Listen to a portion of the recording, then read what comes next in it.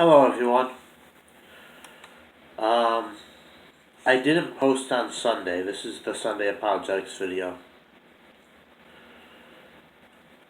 I'm sick, in case you guys can't tell. I have a stuffy nose, but some family drama happened over Easter vacation. Now, my brother is someone who I care very much for. You know, my brother and my girlfriend all my life is what my Facebook bio says. My brother also recently has come out as an atheist. And, I sent him, and I talked to him, and I hit him up with a messenger, and I asked him, so you're not Christian anymore? And he didn't reply to me. I messaged him back, if you aren't Christian, I won't be mad at you. But if you have any questions or anything to ask me about, I'm always here for you.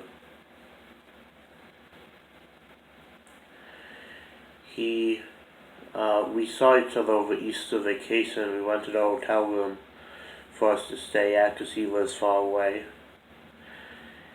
And so eventually, as we were waiting for the Nintendo Switch to charge, the controller pads, I took advantage of that opportunity.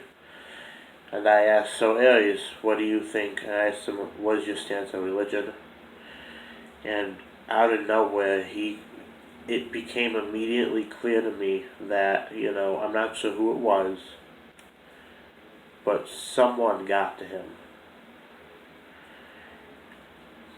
He's using all the typical atheist arguments,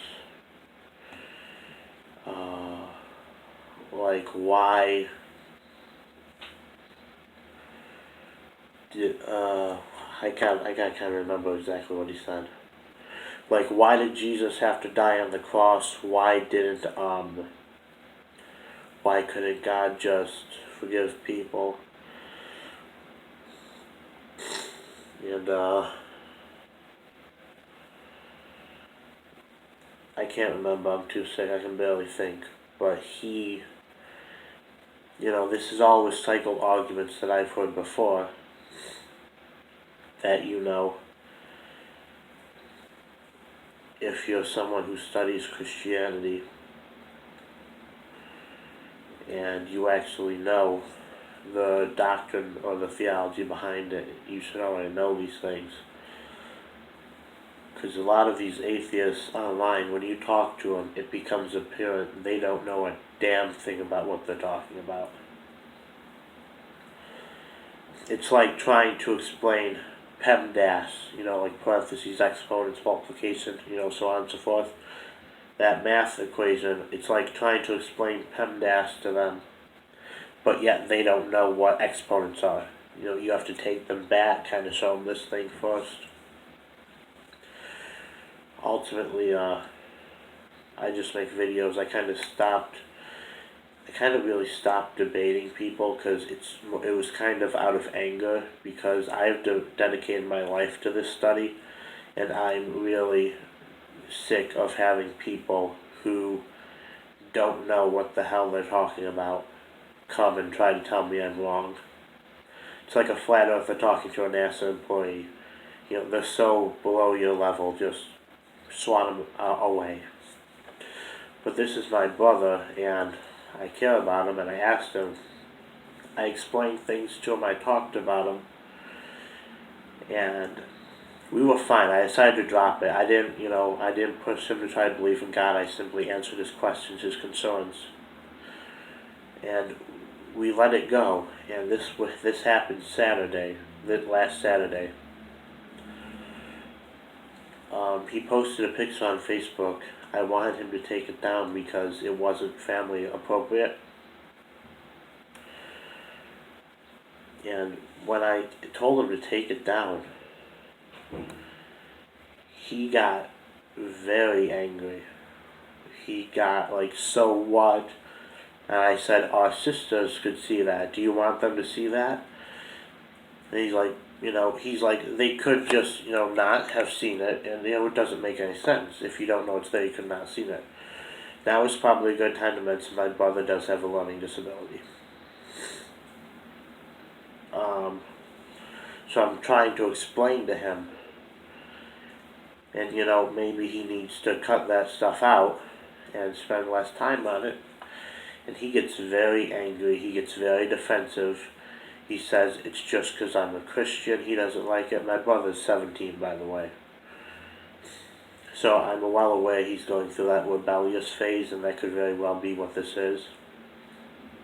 But he goes and I did not bring religion into this at all. I simply said he shouldn't do stuff like that or put stuff like that on Facebook, and he lashes out at me. He says, you're a Christian, that's why you don't like it, you're just afraid of going to hell.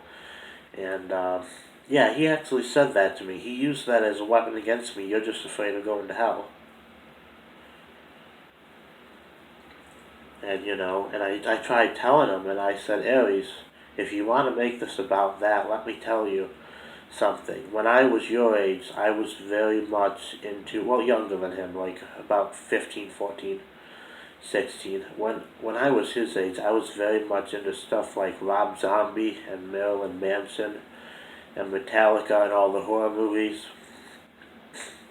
And I said, Aries, I didn't really quite believe in God at this point in time in my life. I say all the time, I became a Christian with my mouth at 12, and I became a Christian in my mind and my heart at about 16 or 17.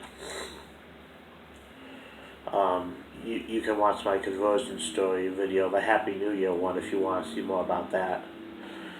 But I'm trying to tell him, and he cuts me off right after I tell him that I didn't believe in God. He cuts me off without even letting me finish.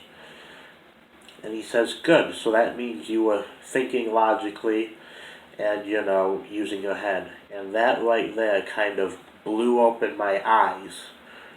And, reaffirmed my theory. Yeah, he's been talking to someone. He's been watching someone. Someone has taught him to think like this. And I got angry. And I said, really, Aries? Because that's the way I was thinking right before I got kicked out of the house. And, taken to places like jail and residential treatment centers. And he starts crying in the middle of it. Like, he starts crying, you can see he tries putting his head back in the recliner to make it so that the tears don't fall down, but the tears all fall in this way now. And I've often said with atheists, especially atheists like Deconverter, if you are this angry, if you have this much of a problem, and you want to insult me so badly about my religion, I can only imagine what is going on in your life. Atheism is just the tip of the iceberg. What's really underneath the surface here? And that's why, because remember, this whole thing started over me wanting him to take a picture down, and he turned it into this, and he's lashing out at me, he's crying, and I know atheists tend to not have fathers in their lives. Everyone from Voltaire all way back up to Richard Dawkins in modern day, there's been a running theme. Atheists don't usually have fathers in their lives. They have no male role model. And, I saw an atheist image once on Pinterest. And it was kind of a sarcastic one, but I'll bring it up anyways. It said, if you want to find Jesus, go to prison. That's where everyone else seems to find him. I thought to myself, that's a good point. Why does everyone in prison seem to find Jesus? And you think to yourself, well, I was in a residential treatment when I became a true Christian, like with my mind and heart. 16 and 17, like 15-ish years old. And so I wasn't in prison, but, it was something else. And it comes to a point where, it humbles you. I've heard, atheists, they're not very humble people. At least not the ones I've ever come into contact with. Atheism basically has to be born out of this. I don't need anyone to tell me what to do. I know what I'm doing. I'm good enough to make my own decisions. And when you find yourself in prison or in a residential treatment facility, basically big kid timeout where you're supposed to think about your life decisions and what you did wrong, it kind of takes you down a few pegs and gives you a reality check. You're not such big or hot stuff anymore.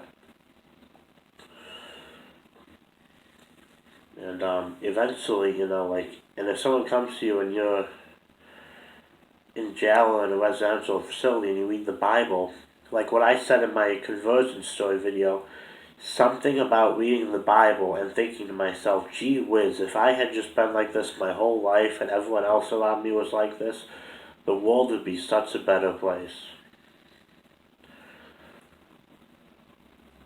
And, if you're someone like who grew up in a neighborhood like I did, you very much, first you want it to be true, then, kind of you get to the part where you realize you gotta do stuff too, and then you don't want it to be true, but ultimately, whether you don't want it to be true or not, it would be better for everyone if this was true. And that kind of sparked my interest in it all.